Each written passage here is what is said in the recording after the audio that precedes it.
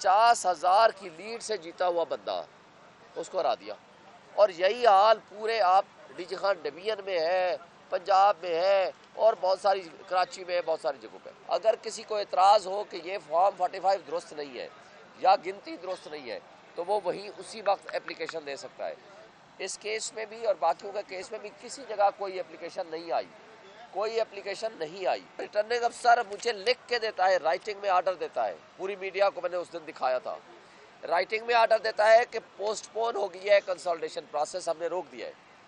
वो राइटिंग में आर्डर लेके हम चले जाते हैं तो पीछे तारिक फजल को बुला लेता है, उसके साथ टेम्परिंग करता है, सारा फ्रॉड करता है। मैं फौरी तौर पर वहाँ जाता हूँ तो हमारे पे हमला कर देते हैं और रिटर्निंग अफसर हमें अंदर नहीं जाने देता। और हम यहाँ आते इलेक्शन कमीशन हमारी एप्लीकेशन लेता है, फौरी तौर पर उस पर आर्डर करता है, वो उनको आर्डर भेजता है, लेकिन हमारी कोई नहीं सुनता। और इत्तेफाक से और अजीब सी बात लगती है कि इलेक्शन कमीशन खुद स्टे दे रहा है, खुद उनको रोक रहा है और ख़ुद कह रहा है कि इनके खिलाफ एक्शन क्यों नहीं, आप क्यों ये ऐसी हरकतें कर रहे हैं, और रात को नोटिफिकेशन जारी कर देता है। बिस्मिल्लाहिर्रहमानिर्रहीम। आज एक तो आपको मैं बताना चाहूँगा, इस्लामाबाद के तीनों हलकों में जिस तरह फ्रॉड, धांधली और धांधला और डकैती हुई है वो सब आपके सामने है। इस्लामाबाद के जैसे मेरे हलके में NA 47 में मैंने वोट लिए हैं तकरीबन 1,05,000, 46 UC थी, तमाम UC से मेरा मद्दे मुकाबिल हारा है। वो वोट ले रहा है 51,000 और डिफरेंस जो है वो भी 53,000 से ज़ायद का है। अब वो जो हारने वाले का इतना ह्यूज डिफरेंस है उसको जिता दिया और जीतने वाले को हरा दिया। इसी तरह आपने देखा जो मेरे साथ के 2 हलके हैं उनमें भी यही सिचुएशन है। और मेरे साथ जो इलेक्शन लड़ रहे थे वो सिर्फ ये नहीं था कि तारिक फजल चौधरी हो, उसमें जमात इस्लामी थी, उसने कल प्रेस कॉन्फ्रेंस की है। उसमें मुस्तफ़ा नवाज़ खोखर था, वो पहले दिन से हमारे हक में हमारे साथ खड़ा है। इसमें TLP थी, उसने कल प्रेस कॉन्फ्रेंस की है। और इसी तरह तमाम वो लोग जो लोग हमारे मद्दे मुकाबिल थे उन लोगों ने इसको एक्सेप्ट किया कि फॉर्म 45 वो चीज़ होती है कि जिसके तमाम पोलिंग एजेंट्स के उसके ऊपर दस्तखत होते हैं और उसकी रोशनी में फॉर्म 47 बनता है। अब फॉर्म 45 क्या है?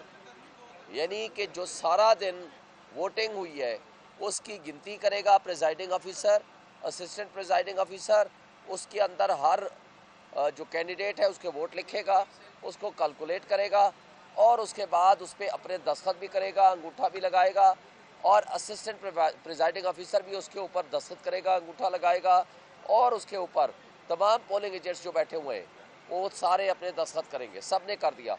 और अच्छा, अगर किसी को एतराज़ हो, बहुत अहम बात है, अगर किसी को एतराज़ हो कि ये फॉर्म 45 दुरुस्त नहीं है या गिनती दुरुस्त नहीं है तो वो वहीं उसी वक्त एप्लीकेशन दे सकता है। इस केस में भी और बाकियों के केस में भी किसी जगह कोई एप्लीकेशन नहीं आई, कोई एप्लीकेशन नहीं आई। मीनिंग देयर भाई फॉर्म 45 हर किसी ने एक्सेप्ट कर लिया। अब अगला रिजल्ट कंसोलिडेट होता है 47 जो कुछ लिखा हुआ है 45 में उसको कंप्लीट लिख के 47 जारी होता है। अच्छा, जो 45 है, मसलन मेरे हल्के है, मिसाल दे रहा हूँ, 387 है, 387 पोलिंग स्टेशन थे, 387 प्रिजाइडिंग अफसर ने दस्तखत किए, अंगूठे लगाए, 387 असिस्टेंट प्रिजाइडिंग अफसर ने दस्तखत किए, अंगूठे लगाए, और कम से कम भी हर हल्के में 4, 5, 6 पोलिंग एजेंट होते हैं। यानी हर फॉर्म के ऊपर कम से कम एक वक्त में कोई 8-9 बंदों ने दस्तखत किए। और अगर 8 बंदे भी तस्वर करें तो 387 पोलिंग स्टेशन हैं।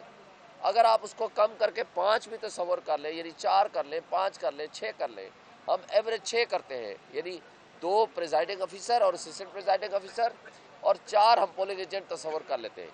6 का मतलब ये हुआ कि 387 तकरीबन 2000 अफराद के उसके ऊपर दस्तखत है और मुख्तलिफ 2000 बंदे मुख्तलिफ लोगों के दस्तखत हैं। मगर और ये वही फॉर्म 45 है जो मेरे पास भी है, मेरे अपोनेंट तारिक फजल चौधरी के पास भी है, मुस्तफ़ा के पास भी है, जमात इस्लामी के पास भी है, और कल तहरीक लब्बैक ने भी मेरे साथ प्रेस कॉन्फ्रेंस किया, उसके पास भी है, और बाकी भी कैंडिडेट्स के पास है। वही पीपल्स पार्टी के सिब्तुल हसन बुखारी के पास भी है। अब एक शख्स रिटर्निंग अफसर वो उठता है, वो सारे फॉर्म 45 को सेडलाइन करता है और अपनी मर्जी का रिजल्ट बना देता है, वो 47 बना लेता है। फिर हम यहाँ आते हैं, यहाँ से हमें स्टे मिलता है और रिटर्निंग अफसर मुझे लिख के देता है, राइटिंग में आर्डर देता है। पूरी मीडिया को मैंने उस दिन दिखाया था।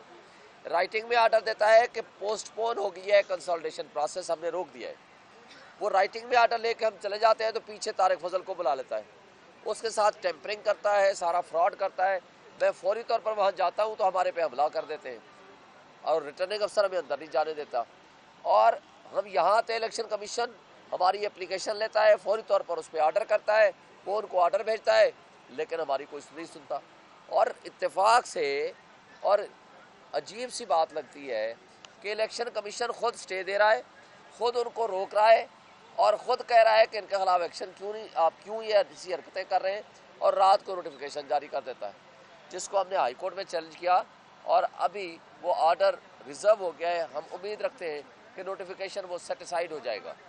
अब इसी तरह पूरे पाकिस्तान में बहुत बड़ी थम्बिंग मेजॉरिटी के साथ पीटीआई जीती है, हर हलके में जीती है, फॉर्म 45 मौजूद है। आज जो कुछ हो रहा है, मैं एक्सेप्ट डीजी खान की बात करता हूँ ज़िले की, वहाँ लगारी को जिताया गया, सज्जाद मारचीना वो बड़ी लीड से जीत चुका था फॉर्म 45 के हिसाब से, मगर उसको हरा दिया गया। और वो जरताज गुल ज़बरदस्ती बड़ी मुश्किल से मार कुटाई होने के बावजूद वो अपना रिजल्ट लेने में कामयाब हो गई। हमारे वहाँ इकबाल साकिब साहब हैं, उन्होंने भी MPA के कैंडिडेट थे, उनको हराया गया, मुखालिफ को जितवाया गया।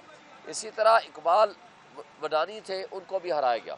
और मेरे साथ मौजूद हैं अली मोहम्मद खलोल साहब। अली मोहम्मद खलोल साहब मेरे पास मौजूद है। ये इनका हल्का था NA 184, ये जीते हैं जनाब 50,000 की लीड से। ये आपके 1,13,000 थे, 1,13,000 इसके वोट थे 45 NA फॉर्म 45 के मुताबिक। इनके अपोनेंट ने वोट लिए 64,000, 64,000। 50,000 की लीड से जीता हुआ बंदा, उसको हरा दिया। और यही हाल पूरे आप डीजी खान डिवीजन में है, पंजाब में है और बहुत सारी कराची में है, बहुत सारी जगहों पे। अब मैं सवाल ये करता हूँ कि जो लोग कल आपने वो उतरे हुए चेहरे, वो फ्रॉड, वो करप्ट माफिया आपने इकट्ठे बैठे हुए देखा, जिसको PDM 2 की शक्ल आप कह सकते हैं। PDM 1 ने जो इस मुल्क की तबाही और जड़ें तबाही की है और जड़ें खोखली की है, वो अब PDM 2 जो कि जिसको हकारत की निगाह से देखते हुए अवाम ने मुस्तरद कर दिया, अब अशराफिया को और उस बदमाशिया को हमारे ऊपर मुसल्लत किया जा रहा है। अब मैं ये कहता हूँ कि जो फ्रॉड, फोर्जरी और बेईमानी और डकैती इन लोगों ने की है, इनको शर्म हया ख़त्म हो गई है कि किस मुंह से आप इकट्ठे होके और फिर हमें कहते हैं आप सियासी नहीं है, आप हमारे साथ नहीं बैठते। हम उनको कहते हैं कि जो आपने जुर्म किए हैं उसको ख़त्म करें। मैं आपको ऑफ़र करता हूँ, हम हर एक से बात करने को तैयार हैं, मगर जो हमारा मैंडेट है, अवाम का मैंडेट है, वो उनको वापस करें। जो चोरी किए हैं हल्के, सारे लाहौर में इन्होंने चोरी किए, आपके सामने ही है। मरियम नवाज़ हार गई थी, नवाज शरीफ हार गया था, शहबाज शरीफ हार गया था, ओन हार गया था। सारा ये फ्रॉड है, सब आपके सामने सारी तफसीलात आ चुकी हैं, उसमें तफसील में क्या जाए। आप वो हल्के वापस करें। 2/3 मेजॉरिटी से भी ज़्यादा हमारी सीटें बनती हैं। हुकूमत उनको बनाने दें जिसको आवाम चाहती है। आइन में लिखा हुआ है कि आइन के दिए हुए अख्तियारात के तहत आपने जो जिसको आवाम मुंतखब करेगी वही हुकूमत बनाएगी। और आइन की वायलेशन में अगर वो टोला, वो तबका जो आपस में बैठ के एक हफ्ता पहले तक दस्तों गिरेबान थे, वो कौम की आंखों में धूल झोंक रहे थे, आज PDM 2 बनाने जा रहे हैं। ये मुल्क के लिए तबाहकुन होगा। लोग उनके ऊपर ट्रस्ट नहीं करते, अवाम को इनके ऊपर ट्रस्ट नहीं है, ओवरसीज़ को इनके ऊपर ट्रस्ट नहीं है, इंटरनेशनल वर्ल्ड इनके ऊपर ट्रस्ट नहीं कर रही, कोई इन्वेस्टमेंट नहीं लाएगा। और इनको अगले ही महीने 2 महीने में $24 बिलियन की वापसी करनी है। इनके पास कोई रोड मैप नहीं है। जब देखें पब्लिक सपोर्ट से गवर्नमेंट आती है तो वो पॉलिसी वो बनाती है जिसको पब्लिक की सपोर्ट होती है, उसको इंटरनेशनल वर्ल्ड रिकॉग्नाइज करती है। उसको ओवरसीज रिकगनाइज करते हैं, फिर इन्वेस्टमेंट आती है, फिर मुल्क आगे चला करते हैं। लेकिन जिस अंदाज से ये चलाना चाहते हैं, ये मुल्क की तबाही करना चाहते हैं, तो मैं सवाल करता हूँ अपने उन इदारों से जो इस मुल्क की हिफाजत के ज़िम्मेदार हैं, क्या आपने मुल्क की हिफाजत की बजाय मुल्क की जड़ें खोखली अगर करनी है और इन जालमों, इन जाबरों और इन चोरों और डाकुओं की मदद करनी है और इस डकैती में आप शरीके कार होके उनको आगे लाना चाहते हैं, तो क्या ये आप मुल्क की खिदमत कर रहे हैं या एक शख्स जो जेल में बैठा है उसकी दुश्मनी में मुल्क को खोखला कर रहे हैं? 25 करोड़ आवाम से आप बदले ले रहे हैं और उसका नुकसान हमारे इन 25 करोड़ आवाम को भी है और इनके बच्चों के मुस्तकबिल को भी है। खुदारा आज भी होश के नाखुन लें।